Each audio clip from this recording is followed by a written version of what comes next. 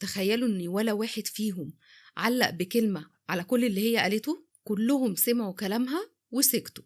وأنا طبعا الصدمة كانت واضحة جدا عليا، لأن حقيقي اتصدمت جدا وحزنت، وطلعوا فعلا زي ما أمي كانت حاسة، وطلعوا إن هما بيحبوا فلوسي مش بيحبوني أنا. والمفاجأة بقى إن ريم فضلت معايا ووقفت جنبي، وكانت بتحاول تساعدني وتهون عليا، وفضلت تقولي إن الفلوس مش كل شيء، وإن أنا فيا مميزات كتير أهم من كل ده. فضلت تقولي إني شخصية سوية وبتحب الخير، هما اللي خسرانين. أنا فرحانة جدا إنك عرفتيهم على حقيقتهم، وأنا كان نفسي جدا من بدري إن أنا أقولك، بس عمرك ما كنت هتقتنعي، لأنك كنت بتحبيهم قوي وكنت دايما بتبقي مبسوطة معاهم. وعشان كده مرضتش أتكلم معاكي، لأني خفت على مشاعرك، وخفت كمان إن أنا ضايقك من الكلام اللي أنا هقولهولك. وهنا حمدت ربنا 1000 مرة على إني سمعت كلام أمي وعملت بنصيحتها. لو حابين تكملوا القصة، اسم القصة موجودة على الفيديو، وكمان في سهم تحت صورتي في الفيديو، دوسوا عليه هيدخلكم القصة على طول.